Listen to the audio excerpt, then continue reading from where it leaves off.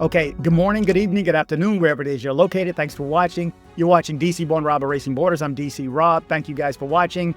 If you're not familiar with my channel, I report the news for Central and South America, as well as Colombia, and a special attention on Medellin, Colombia, and really Colombia as a whole. This story is going to come from Medellin, Colombia. I have an incredible story of a gentleman that just got attempted extorted, but he ended up arrested in Medellin, Colombia. Unlike some, he's going to come on and tell the story. So let's just jump into this story right away, and you'll meet the special guest here. Okay, guys, so again, I told you I had a special guest. Man, this brother has been through some stuff. I saw his article in another publication that was local in Medellin, and he had a hell of a night that we're going to share with you tonight. He ended up arrested in Medellin, and hopefully not too many people you can say this, but he's going to give us the details and tell us exactly what happened. But again, I said I had a special guest. Lee, you want to come on and say hey and introduce yourself? Hey everyone, I'm Lee, and I'm here to tell the story to try to clear up some either misconceptions and try to provide some new information for people who could possibly end up in the situation that I ended up in. So we'll get it started. Thanks for having me. Yeah, absolutely. And I appreciate you coming on. And one reason I wanted to present this to all the viewers is because whenever anything like this happens, I know you're not the only one. Somebody else has gone through this. Somebody else didn't tell the story. Therefore, the people after him get no benefit of it. So again, I appreciate you coming on and telling your stories. But again, Lee ended up arrested. I will tell you this. Let me preface this by saying he went out on a date and he ended up in jail. So I'm going to let him tell tell the entire story, but we're going to do it question by question. But let me ask you a question real quick, Lee. First of all, how old are you? 47. Okay, 47, and you live in Medellin? I live in Medellin, yeah. I'm here Okay. for almost 2 years, consistently, permanently. Okay, and another quick question. You speak Spanish? About 40, I would say 30%. Maybe not the same as me. I can be understood. And did the chick speak English? Not good English. Okay, so you were relying on your Spanish. Okay, I got Just it. relying on the translator, really. Oh, you did? Yeah. Okay. Well, here we go. Tell us what happened that night, and the night you got arrested. How did it all start, and when did you realize something was going wrong? So it all came down to a Tinder date to start out with. So that's red flag number one, just for the fact this is a Tinder date, right? And I'm very You've heard me before, right? of With course. Tinder? Okay, I got that. Okay. So I already Okay. have a flag, right? But I try not to discount everyone, but you just put your radar up when Tinder is involved, or any dating site, or almost any situation. Honestly, you got to put your radar up. So that's why I did a lot of covering my bases, which in the end, that's why I'm here talking to you instead of in jail. But to start it off, it was just a Tinder meetup there where I met the girl on Tinder, talked to her for about a week or so. So it wasn't like a one night. It wasn't like I met her and then went out with her. I talked to her for a while, and went out to dinner, and then during the dinner, I usually use that time to interrogate, like interview the person to kind of really feel them out instead of just being very casual. I talk about like, tell me about your family, where you from, what do you do for work, and try to like cross-examine them in a way where it's not too intrusive, but still I'm trying to get them more information to make sure this is a safe girl, right? And I asked her, hey, do you have other social media? Let me see other social media. Then I'm trying to I always want to see their social media, and the social media will tell me if their social media is old, that has old pictures and their family pictures, that's usually a good sign. If they don't have much social media, and you probably have told the story before, if they don't have much social media, or they have 1 or 2 pictures, or they're covering their face, stuff like that, then that's bad, right? So what happened during the actual dinner is that I pulled up her Tinder profile because I wanted to ask her about it, and it deleted. And so that means she had just deleted her Tinder. She deleted me, the message, our chat from Tinder. I was like, what happened to our message? And then she said, Tinder, she looked at her phone for a little while, probably did some stuff to it, red flag again. She said, Tinder blocked me because I had too many likes. Now, what type of you had too many likes. Okay, so that was a really bad lie, right? At that point, I should have cut the date, but I didn't. But I just had it in my mind still. I'm thinking, there's no way you're gonna rob me, right? That's what I'm thinking. Okay, I'm not drinking anything. Like, I'm gonna make sure you don't rob me. So anyway, we continue on, and eventually, after about a couple hours, we walked around Proviso for a minute, and then came back to my place because she kind of like, hey, listen. She didn't super insist like some girls, but she was just kind of going in that direction. So I was like, all right, let's just go back. So as the night, so I got like a little call. As the night went on, she eventually left after a couple hours watching movies and stuff like that. She left, and then literally I was about to put her inside the Uber, and she was like, I need some money. And I was like, for what? I was like, the Uber ride's paid for. She's like, no, I just need some money. And I was like, I was confused. So this is where I was like, okay, what are you talking about? Like, she hasn't mentioned any money of anything at this point. And at this point, she still didn't mention how much she wanted. She just said, I needed some money. I was like, I don't know what you're talking about. Like, just get in the Uber, and if you need some money later, maybe I'll give you some money later, right? And she wouldn't leave. And that's when things started escalating. She's like, I'm not leaving. I was like, what are you going to do? What are you going to do? So that's when she said, if you don't give me the money, I'm going to call the police, tell them that you had sex with a minor.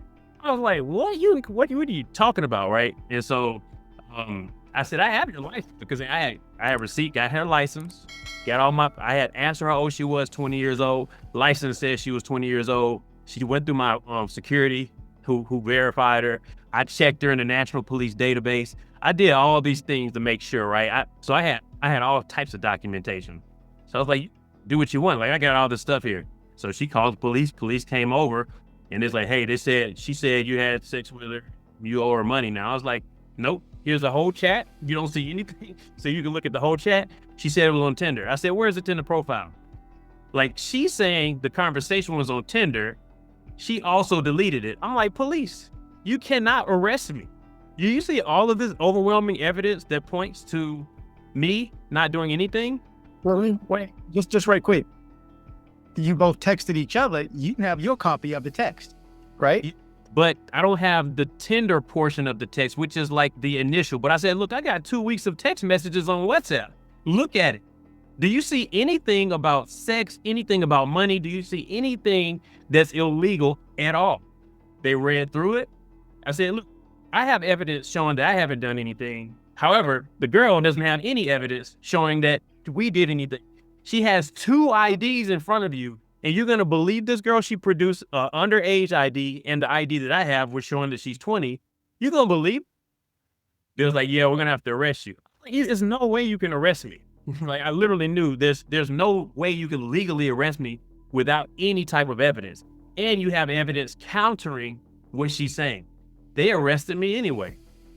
Now, and so that's where most people, they say, hey, don't arrest me, I'll just pay. The girl eventually asked for 250,000 pesos, which is not that much, but I knew that it's like lesser of two evils. Most people say just pay the 250, just don't. But I'm a little bit more stern. I'm like, look, I have done nothing wrong. I have lots of documentation to prove it.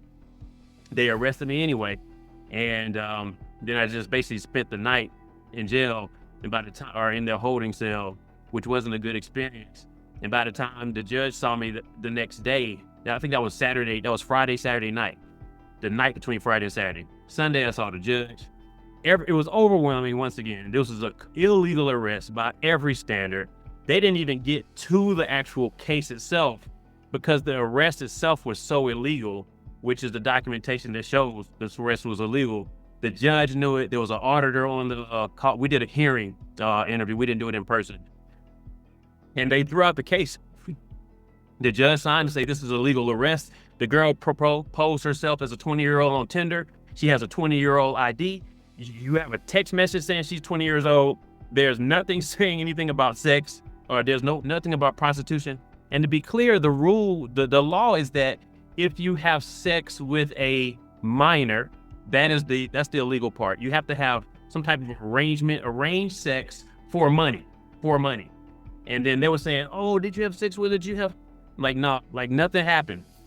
And again, I had all the evidence on my side, fortunately, and they didn't have anything on their side, so I was able to get out as soon as the judge heard the case, and that's why I'm here today. Okay, so you mentioned her falsified profile. So you were able to show the cop her Tinder that showed she said she was 20. She also had an ID that said she was 20. And then she had a ID to show a real ID, I guess, to show she was under, which I guess she was trying to hide the fake one and show the real one. We don't even know at this point what the real one is, right? She could be 20 years old and the fake ID could be the real one. We don't even know, right? So we don't even know. You gotta keep that in mind. The ploy wouldn't work unless she was underage, right? Yeah, that's the part. Like, I asked the police, how do you know? Like, I checked the police database.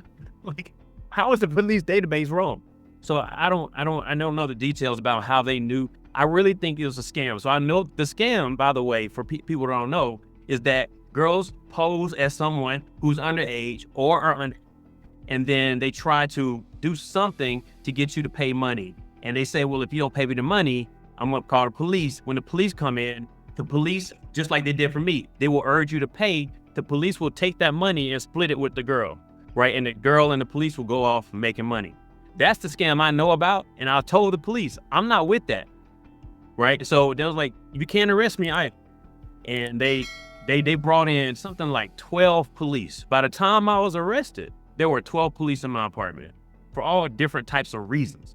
Like, it was a translator, there was the chief of police that came. This is like 4 a.m, because I would not leave. I was like, look, I'm not being arrested. I stuck to my story. I had all of my evidence. And they just arrested me anyway. And the reason I believe they arrested me was because I'm a foreigner and they thought that they were going to get some type of win out of it. They literally took me down there taking pictures of me like they captured a deer or something. They were literally doing this.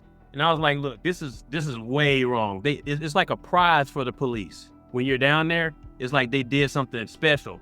And it's like, I was out the next day, but there's people taking pictures of me like I'm some type of celebrity or something. Look what we did, you know? But I believe that's why the police actually arrested me.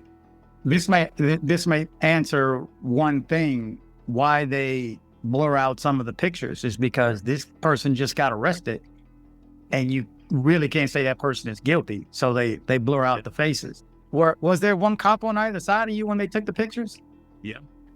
They literally they did it the next morning. They put their nice clean clothes on, like they was about to do a photo shoot, had their perfect clothes on. They stood on both sides of me, put the handcuffs back on me just to take the picture. Put the handcuffs on me and stood on both sides and like, cheese. And they look at the picture, no, let's take another one. I'm like, y'all can't be doing this. And they don't care. But they're taking pictures as if I'm actually guilty. And then matter of hours, I was out of there. But the picture seems like I'm in there, right? So I think it's the police do it. A, they'll make money if you fall into the scam. B, they'll get some type of prize for catching a gringo.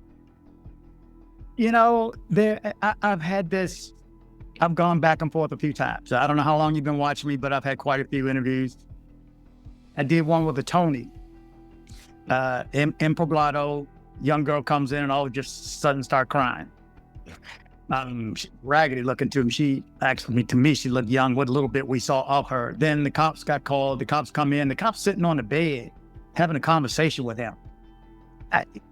And to me, it made me think like the cop may be in on it because, first of all, I think I would have said something. Why are you sitting on my bed? I should have said, don't sit on my bed.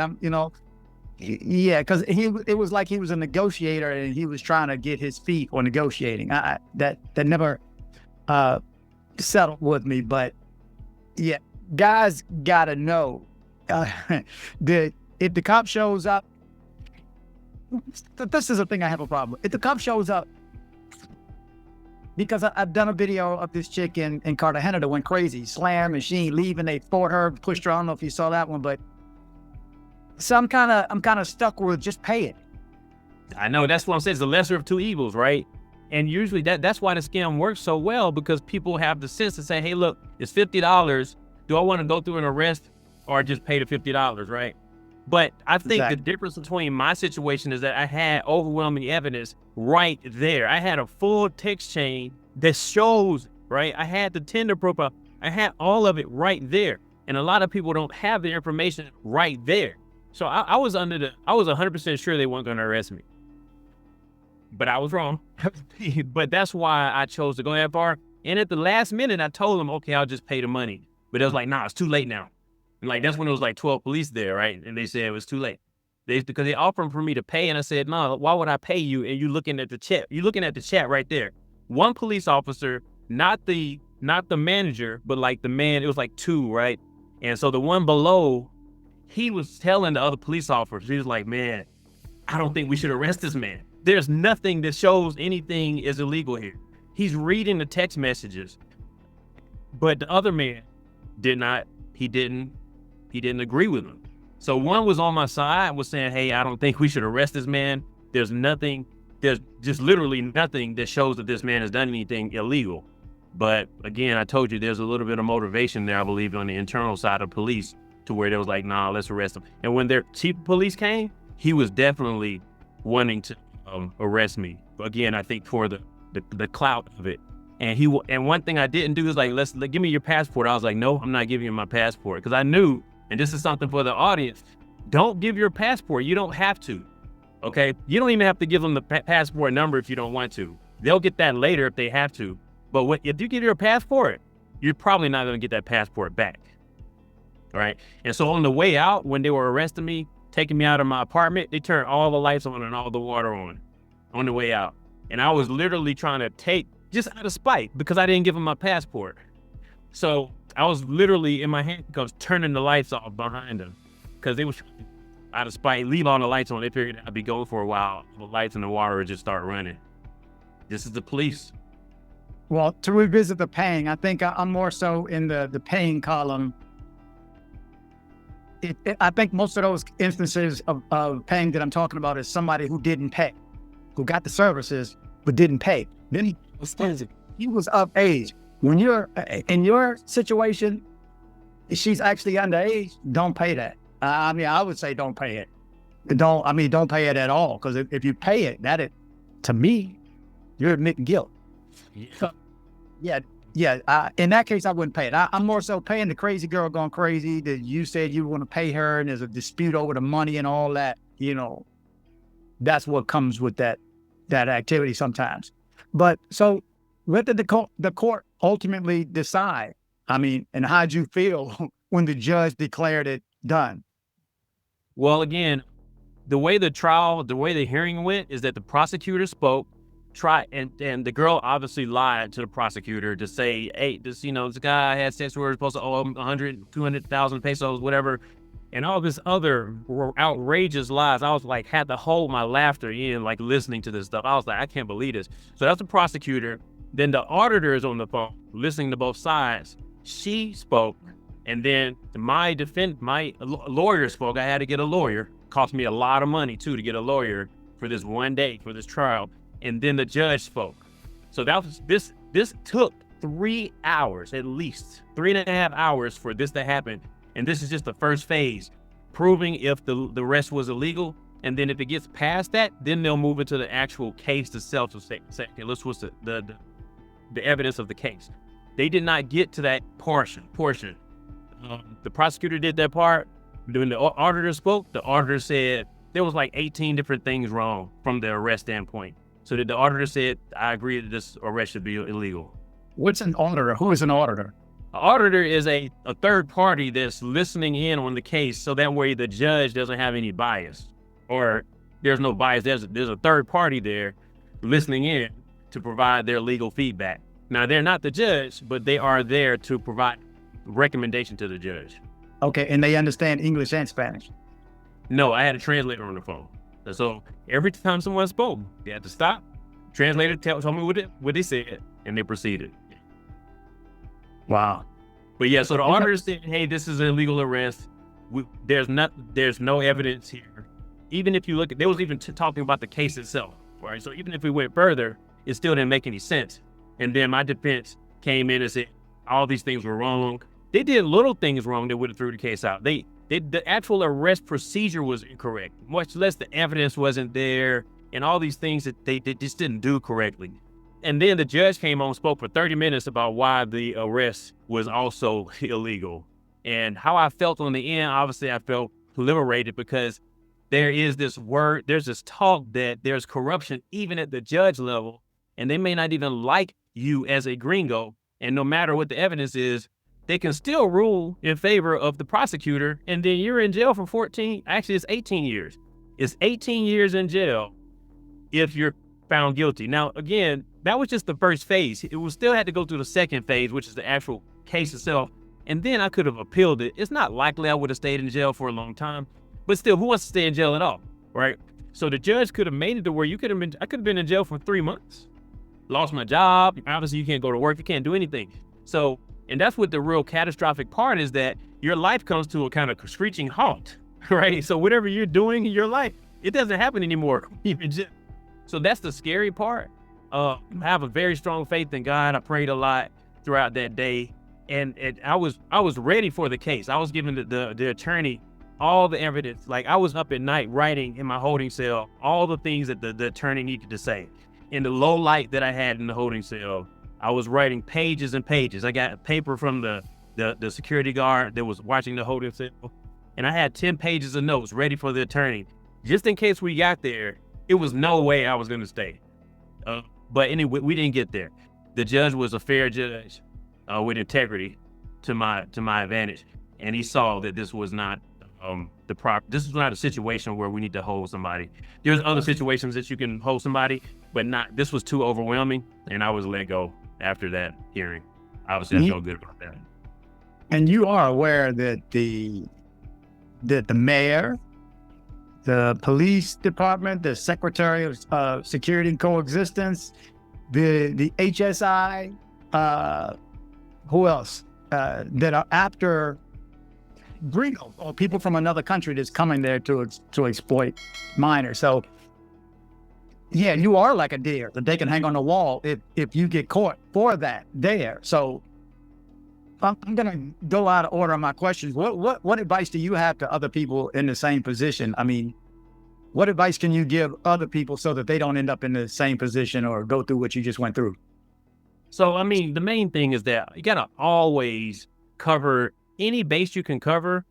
And the biggest advice I can give is to always check IDs, not only like physically check it for authenticity, but check it in national databases or government databases. I use that. There's a police government database. I can't think of the website now, but there's a government database. You can type in their cellular number, and it will bring up that ID and let you know if there's anything, any arrests or anything like that.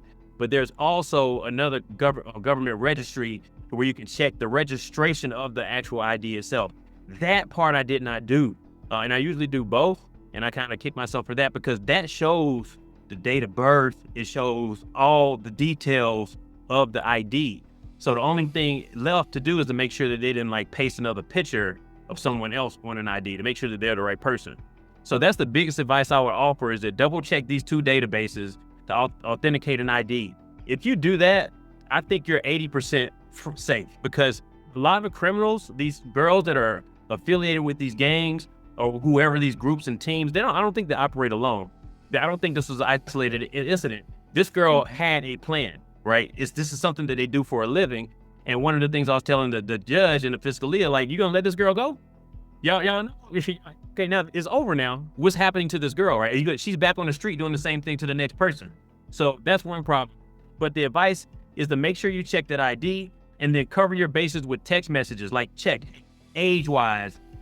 Again, that's just with the minor situation. The girls could be 25 years old and still rob you, okay? So you gotta also make sure that if someone is over, if you bring someone over, I don't care if it's first date or second date, I don't have a drink. If I have a drink, it might be like this, okay, with a top on it. And don't go out, because if you leave, they're gonna go put something in your drink. It could be, right? So let's just cover your bases with text messages. Don't be drinking stuff, from people that you don't know. Check the ID, and just, if you have cameras, even security cameras will be even better if you have them in your place. So these types of things is what I recommend to people. Always keep your radar, like just keep your radar up, because you never know what new scam might be lurking. Like they're trying to find a way to get money from you. In the end of the day, they want your money, and the gangs that they work with spend their lives, their livelihood, trying to outsmart you. So you have to make sure you just continue to keep your wits about you. And if you just exercise a lot of common sense, you can cover your bases. Sometimes you still might get arrested like me, right? But the best you can do is lower the probability of anything happening to you by doing these things. Yeah, mitigation. It's about mitigation. They can still get you. There's another one that I shared a while ago, which is the reason why, if you have my WhatsApp number, you don't see my pic. Okay. There's a reason for that, because I heard this scam a while ago. Not that I'm even down there going after anybody, but I don't even want anybody to have a picture of me that they could use. If they get it, they're going to get it off the internet or something like that. But they take that picture from your WhatsApp. They'll call you, and they'll call you back 2 hours later and go and send you back, text you a picture that took your picture from your WhatsApp that says wanted for exactly what you just went through. Yeah, another scam. A lot of people get sketched out right there and start paying the funds. But anyway, we got about 5 minutes left. Let me see if I can get through some speed questions real quick. Despite being cleared, you faced sanctions and you had to deal with stuff at your apartment too, because you got arrested at your apartment. Can you explain how that unfolded and how the administration treated you? Yeah, so I stay in a very family-friendly, family-oriented building, so they don't want gringos in there, period. Forget if anything happens. So they're very racist, or whatever you call it. They're discriminatory against, if you're single, they just don't want you there, okay, period. Probably for situations like this, but they're just discriminating against everybody. So off the rip, I had already been there for over a month and a half in this particular building, and they didn't still want me there, period. Just kind of like racial discrimination in a way.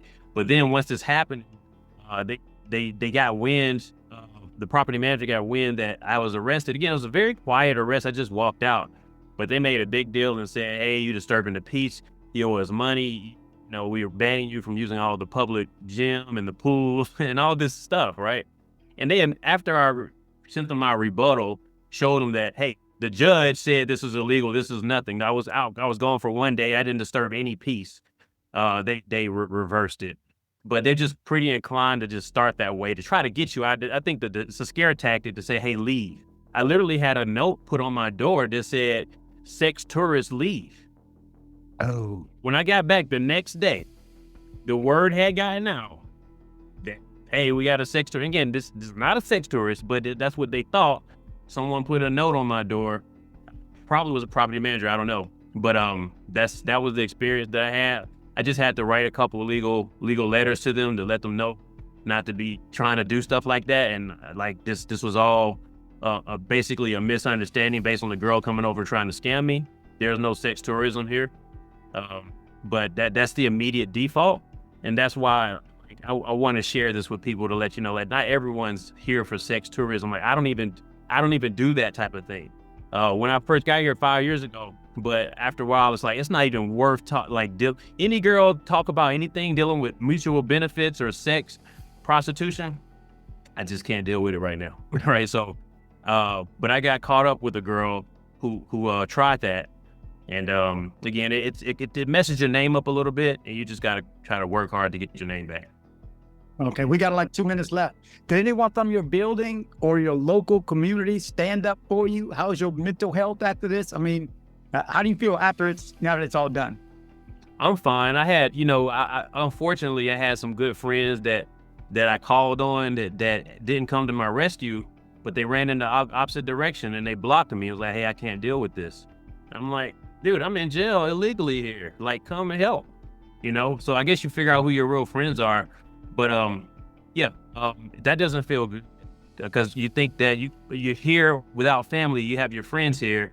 Something goes down, you will hope that they could come and kind of help you or advocate for you. And some of them did. And that's unfortunate. One quick question, because we probably have less than a minute. So I want to jump out of here without getting cut off.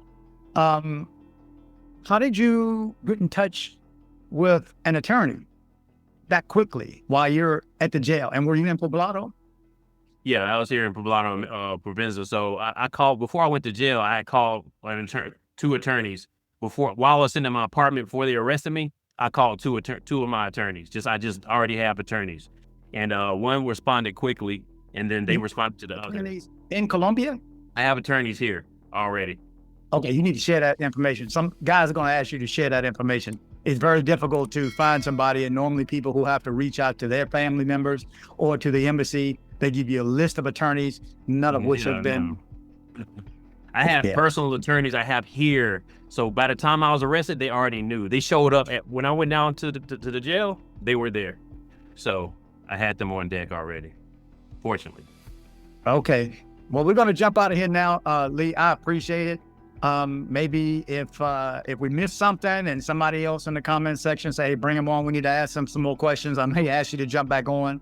But I appreciate you jumping on. Like I said, when you go through this type of stuff, that you put this information out there so that other people get the benefit of it when they go down, so that they don't fall prey to it. Because chances are, not even chances are, it's just odds. We know it's happened to other people before, but they just don't say anything about it. Nobody knows anything about it, and they go home.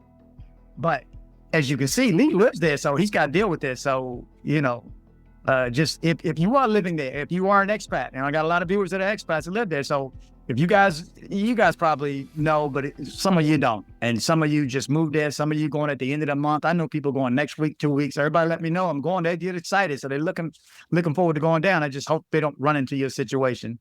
But again, thanks, Lee, for coming on. I appreciate it. And we'll talk soon, okay? Anytime, Rob. Thanks for having me. All right, man. Appreciate it.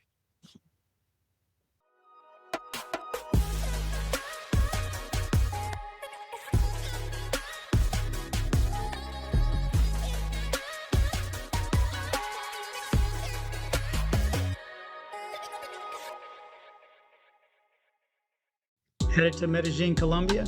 See my guy Andres with Nomad Travel for safe airport pickups and drop-offs and tours. Contact information in the description below.